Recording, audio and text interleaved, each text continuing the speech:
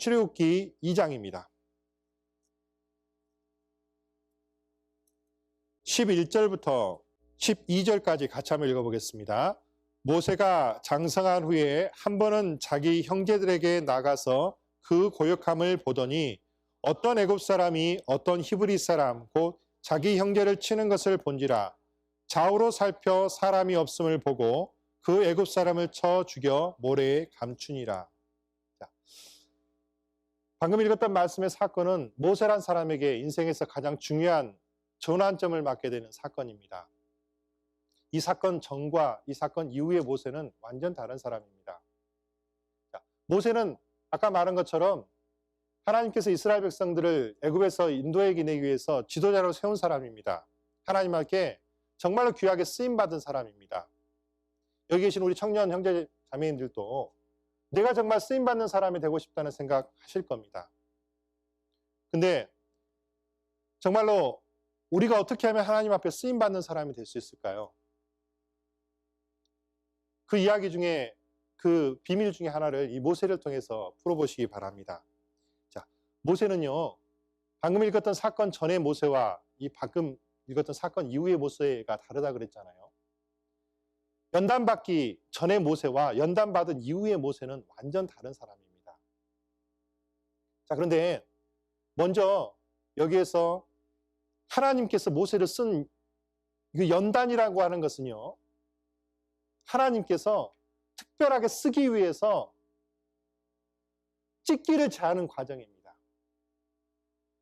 즉, 금덩어리도 원래 땅속에서 캘 때는 어디 사이에 들어있습니까, 여러분들? 돌 사이에 들어있습니다. 흙 사이에 들어있습니다. 근데 그 순수한 정금을 만들기 위해서는 수없이 불 속에 들어갔다 나와야 돼요. 그래서 그 정금으로 만들어집니다. 하나님은 이 모세란 사람을 쓰기 위해서 연단이라는 과정을 통과케 하셨는데 왜 그러면 하나님께서 그 모세를 쓰셨을까요? 굉장히 중요한 이유를 한 가지 우리가 생각해 봐야 됩니다. 얼마 전에 개봉한 영화 엑소더스라는 영화 혹시 보신 분 계십니까? 보신 분 손 들어보세요. 쉽게 말고 엑소더스. 아무도 안 봤어요? 괜히 나만 봤네. 그거 보고요, 제가 던져버리고 싶었어요, 진짜로. 안 봤으면 뭐 할 말이 없는데, 거기에 보면 이런 내용이 나옵니다. 모세가요, 이제 막 너무너무 인간적으로 그려져 있고, 성경하고 너무 많이 틀립니다. 성경하고 전혀 상관없어요. 그리고 하나님에 대한 믿음 자체가 없어요. 그러다가 어쩔 수 없이 막 뭐 이끌려가지고 어떻게 이제 나중에 지도자가 됐다. 이런 식의 내용인데 언급할 가치가 없고요. 괜히 언급했습니다. 근데 하나님께서 모세를 쓰신 이유가 뭐냐 하면 모세의 마음속에는요, 정말로 하나님 앞에 살고자 하는 충성스러운 마음이 있었습니다. 하나님 앞에 쓰임받는 사람의 공통점이 있습니다. 제가 지금까지 보면 성경에도 보면 하나님 앞에 쓰임받는 데는 크게 두 종류 사람이 있습니다. 먼저 바울과 같은 사람이 있고 베드로와 같은 사람이 있어요. 바울은 최고의 학문을 닦은 사람입니다. 우리로 친다면 하버드 대학, 서울대학교 나온 사람이에요. 모세도 마찬가지예요. 바울 쪽에 속합니다. 모세경을 기록했으니까. 아주 뛰어난 학문적인 배경을 가진 사람이고 뛰어난 능력을 가진 사람이에요. 반대로 베드로는요, 무식한 사람입니다. 별로 배운 게 없는 사람이에요. 근데 둘 다 하나님 앞에 정말 귀하게 쓰였어요. 모세나 바울과 같이 그 뛰어난 배경과 학문이 하나님 앞에 귀하게 쓰인 사람도 있고, 베드로는요, 비록 배운 건 없었지만 그 나름대로 베드로는요, 배운 건 없지만 이게 있습니다. 뭐가 있을까요? 행동이 있습니다. 그러면 예 하고 나가는 거 있죠. 그냥 앞도 뒤도 안 돌아보고 뛰는 그 행동. 그런 걸 하나님이 쓰시는데, 근데 바울이라든지 모세가 뛰어난 능력을 가졌기 때문에 쉽게 말해서 우리말로 하면 하버드 대학 나오고 예일 대학 나오고 서울대학교를 나왔기 때문에 썼냐? 그거 아닙니다. 그러면 베드로 같은 사람은 못 쓰임 받잖아요. 중요한 거는 배경은 다르지만 공통점이 하나 있습니다. 뭔지 아십니까? 바울도 하나님 앞에 온전히 살고자 하는 마음이 있었어요. 성경에 보면 바울이 처음에 이스라엘 백성들을, 기독교인들을 핍박을 했잖아요. 하지만 자기 나름대로는 어떤 마음이죠?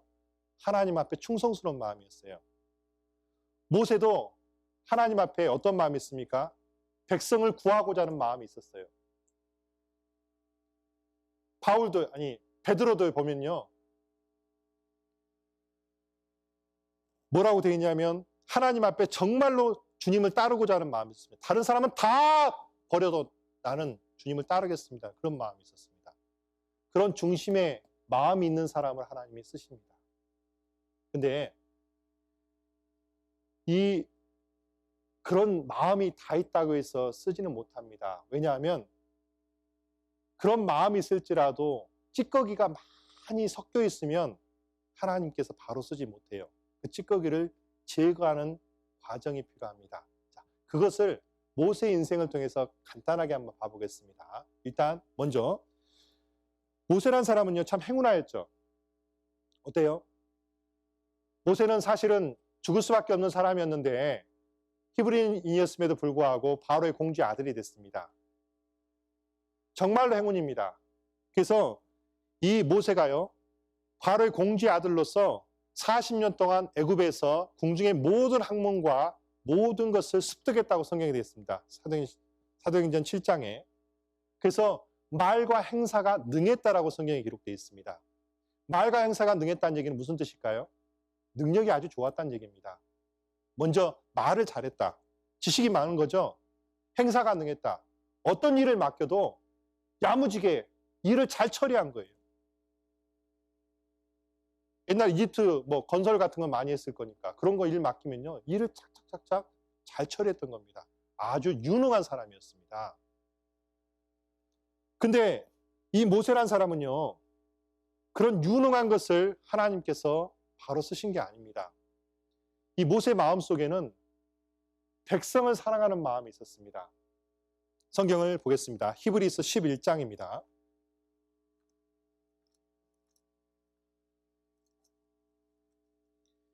히브리서 11장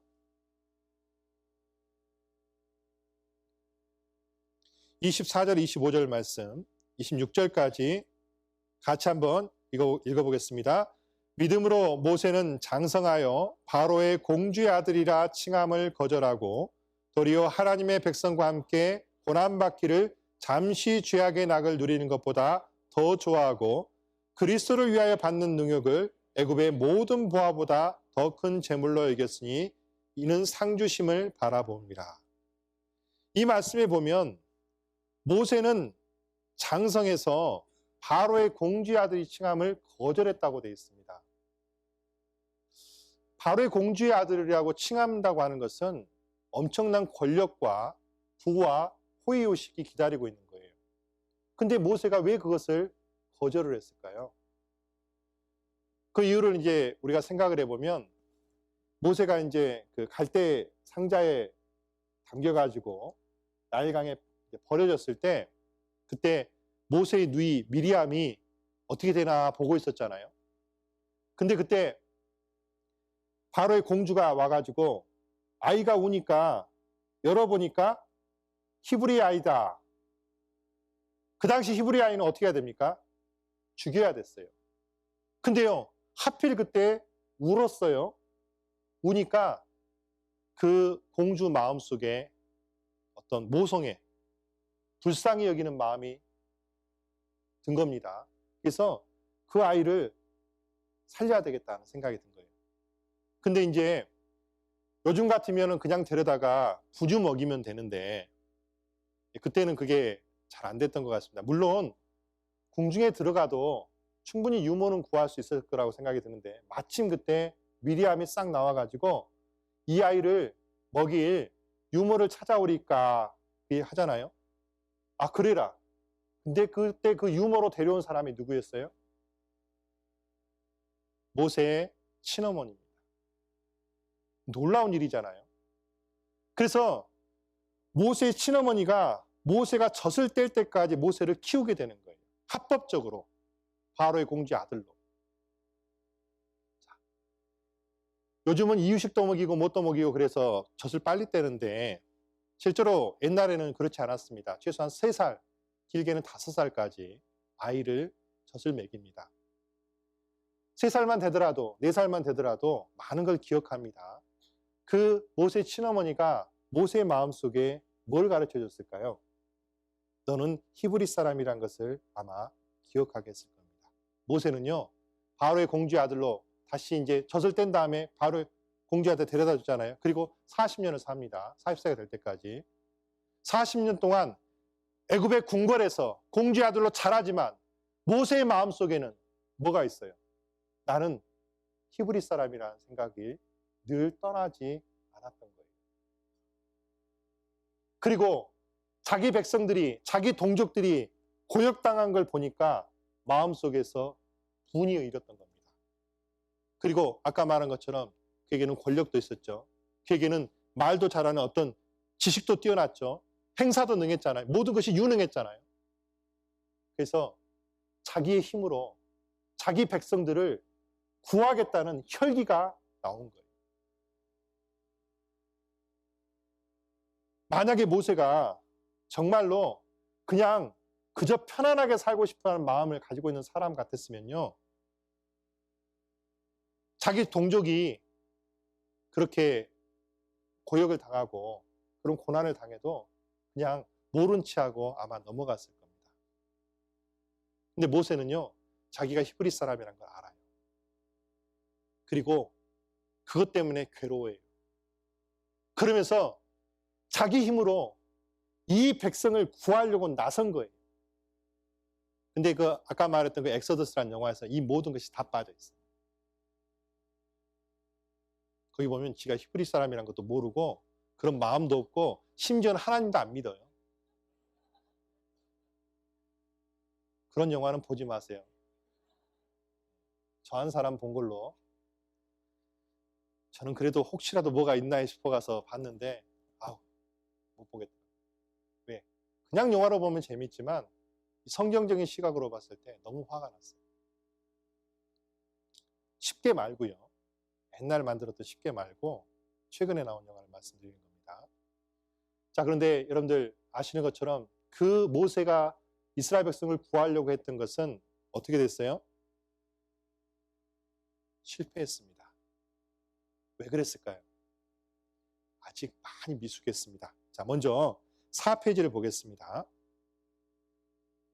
4페이지 맨 밑에 보면 연단 받기 전에 모세의 모습. 자, 모세의 마음은 바른 마음이었으나 아직까지 다듬어지지 않는 것이 많이 있었습니다. 첫 번째 뭐가 있었습니까? 자기의 말과 자기의 행사를 신뢰하는 마음이 있었습니다. 유능한 사람이거든요. 그래서 자기의 능력을 신뢰하는 마음이 있었어요. 하나님의 도우심이 절대적으로 필요하다는 사실을 몰랐습니다.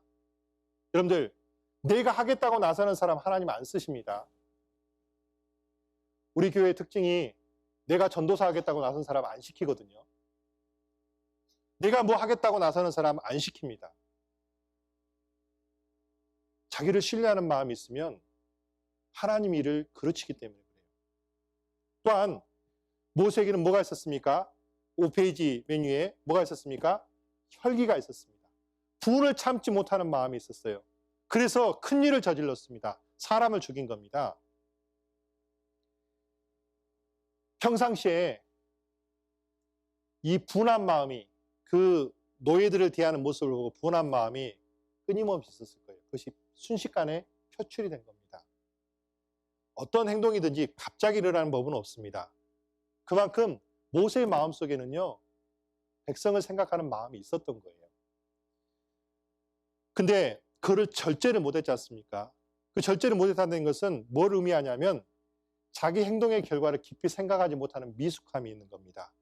이런 일을 했을 때 어떤 결과가 오는지를 그는 미처 생각을 못했어요. 생각이 깊지 못한 겁니다. 그래서 그 스스로의 노력은 애굽의 사람을 쳐 죽여서 결국에는 그의 탈로남으로 도피함으로 실패한 거예요. 모세는 자기의 실패를 철저히 통감했을 겁니다. 자, 그리고 나서 이제 하나님께서는 모세를 미디안 광야로 보내서 40년 동안 연단하십니다. 자, 근데 우리가 여기서 이제 모세가 비록 육신의 연약함 때문에 실패는 했지만 그 속에 하나님이 보시는 중요한 게 있었다고 말씀드렸습니다. 뭐가 있습니까?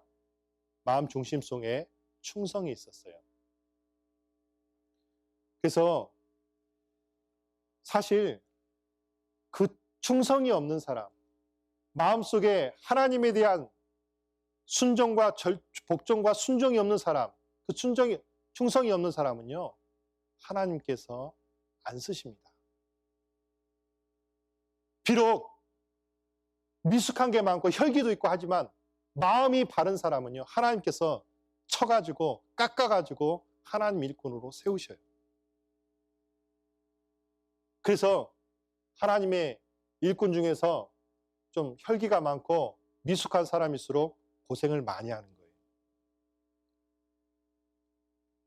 자, 우리 여기 계시는 모든 형제 자매님들, 내 마음속에 뭐가 있는지를 좀 생각해 봤으면 좋겠어요. 여러분들 마음속에는 뭐가 있습니까? 적당히 편안하게 천국도 가고 세상도 누리면서 살고 싶은 마음이 있으십니까? 세상과 하나님 나라를 적당히 양쪽에 다리 걸치고 살고 싶은 마음이 있으십니까? 빨리 버리십시오. 하나님은 그런 사람 쓰지 않습니다. 하나님은 오늘도 온 땅을 두루 감찰하시면서 하나님의 일꾼을 찾고 계십니다. 모세는 비록 미숙했지만 하나님 보실 때 합당한 사람이었습니다. 근데 아직 미숙하기 때문에 하나님께서 모세를 40년 광야에서 훈련을 시킨 거예요. 자, 모세가 미디안 광야에서 했던 일이 무엇입니까? 양치기입니다. 근데 여러분들, 창세기 보면 이런 이야기가 있습니다. 요셉이 자기 가족들을 이제 데려오면서 고센 땅에 머물게 하면서 바로 앞에 보일 때 무슨 일을 하십니까? 라고 물어보면 뭐라고 말하게요? 목축을 합니다. 근데 거기 보면 토가 달렸습니다. 애굽 사람들은 목축을 가증히 여기나니 그렇게 돼 있죠. 애굽 사람들은요, 목축하는 것을 아주 천하게 생각했습니다. 이유가 뭐냐면 애굽에는 나일강이기 때문에 농사를 지어서 사는 사람들이에요. 그러니까 짐승 데리고 다니면서 풀 먹이면서 이 사람들을 아주 천하게 생각한 거예요. 근데 모세는 애굽의 왕자로 자랐잖아요.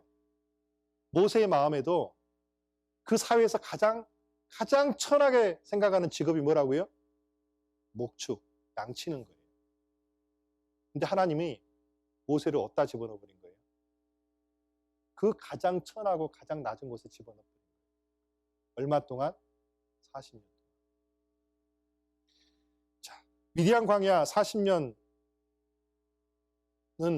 하나님께서 모세를 합당한 사람으로 만들기 위한 훈련 코스입니다.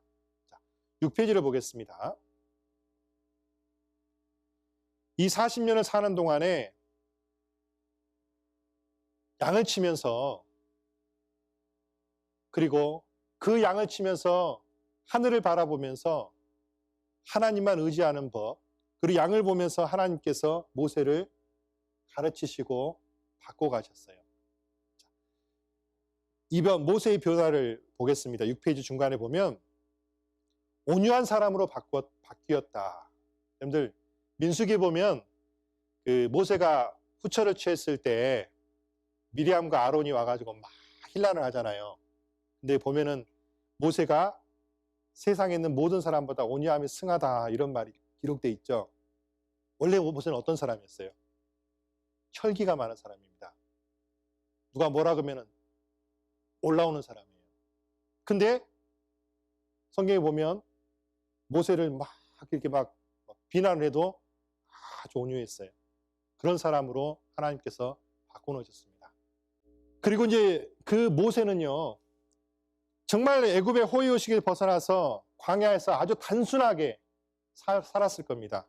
그래서 마음이 정화되고 순결하게 바뀌었을 거예요.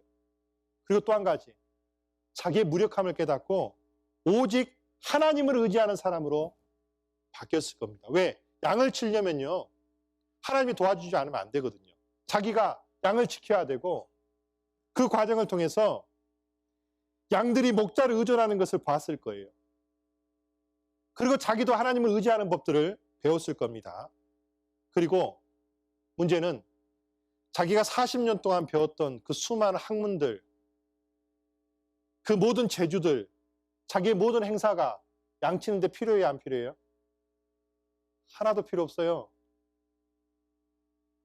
마치 우리가 수학 정석을 머리 터지게 공부를 했는데 살다 보면 산수만 좀 필요한 것처럼 대부분의 사람들이 그렇지 않습니까? 시장 가서 물건만 계산할 줄 알면 되잖아요. 물론 자연계 쪽에 있는 사람들은 수학이 필요합니다. 자, 아무튼 근데 자기가 가지고 있는 것이 정말 아무것도 아니라는 사실을 알게 돼요. 그리고 아까 말한 것처럼 혈기가 죽게 되고, 그리고 계속 미숙했던 사람인데 생각을 깊게 하는 사람으로 바뀌었을 겁니다. 그런 사람을 하나님께서 들어서 쓰신 겁니다. 이것을 나한테 한번 적용해 봐요. 우리 인생이 편하고 즐겁습니까? 아니면 고통스럽고 괴롭습니까? 많이 힘듭니다. 학생은 학생 나름대로 힘들고, 또 직장인은 직장인 나름대로 힘듭니다.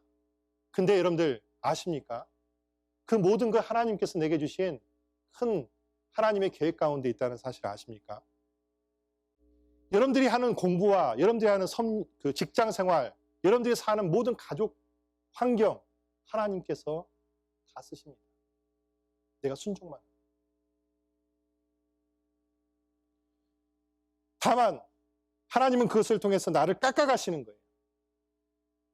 그래서 여기 계신 모든 분들이 정말 하나님 앞에 쓰임받는 사람 되기를 진심으로 바라겠습니다.